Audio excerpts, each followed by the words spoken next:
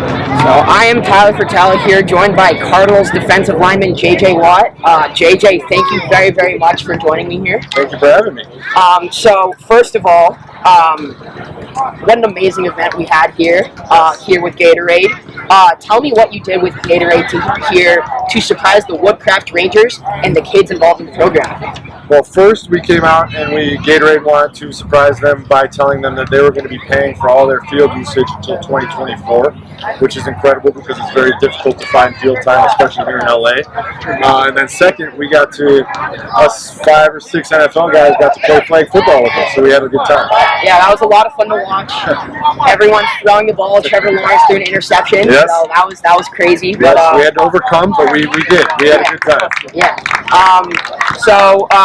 You won many awards on the field throughout your career, like Defensive Player of the Year 3 times, and were named to the NFL 2010's All-Decade team. But, however, what did it mean to be honored as the Walter Payton Man of the Year in 2017 for your work both on and off the field? It was a huge honor. I mean, to win an award with Walter Payton's name on it, and for everything that it stands for and what it means a lot. And I had a lot of great people to help me get that award. It definitely wasn't just me.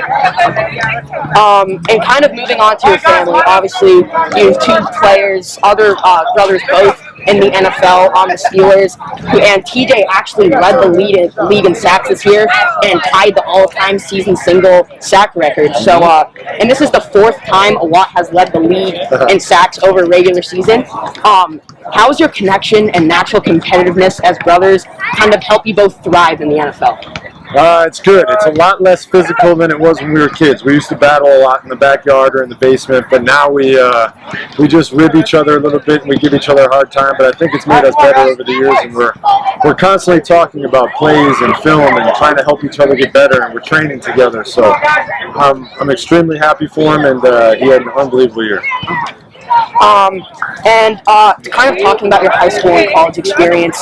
Coming out of high school, you played both the tight end and defensive end positions, and you were actually rated as a 2-star going into college, but now you're considered one of the NFL's greatest players of all time. So what advice do you have to give to high school players that are currently in the college recruitment experience, and what was that kind of process like for you? I would say to do everything in your power to control what you can control. Work as hard as you can in the classroom to get good grades. Work as hard as you can in the weight room and on the practice field, and be a good teammate.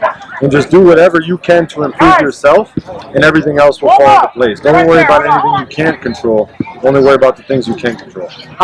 And you kind of had to play that underdog mentality in high school, because obviously, I mean, being a college football player is not, like you said in a different interview, it's kind of a 1 in a million chance, and then it's even a smaller chance to get to the NFL. So what kind of helped you persevere through those tough times of working and everything, and really helped you become that number 1 or round 1 pick in the NFL draft?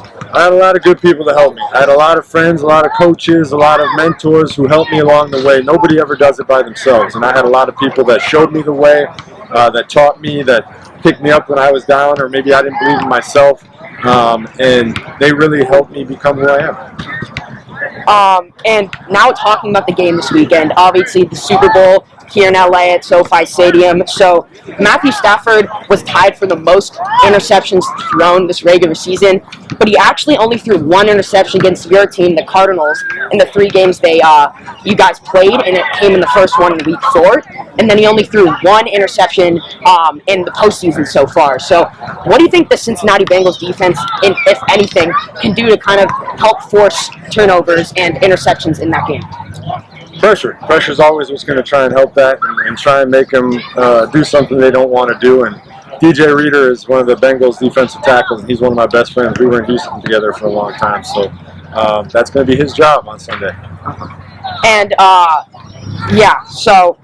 and to kind of finish it off, I know you're Cardinals, you're on the Cardinals, but Rams versus Bengals, what's your prediction for the game? I don't have a prediction, but I mean, the Rams are in my division, so you can't catch me rooting for them. So, like I said, DJ Reader's a very, very good friend of mine, and Mike Thomas is another guy who's a great friend of mine on the Bengals. So those are two really good guys in this league that I would love to see win a ring because they deserve it. All right. Thank you very, very much for doing this, JJ. I really appreciate it. This was an awesome event to come to, and yeah, thank you for all the work you do on the field and in the community. We all really appreciate it. You did a great job. I appreciate it. Thanks for having me. Yeah.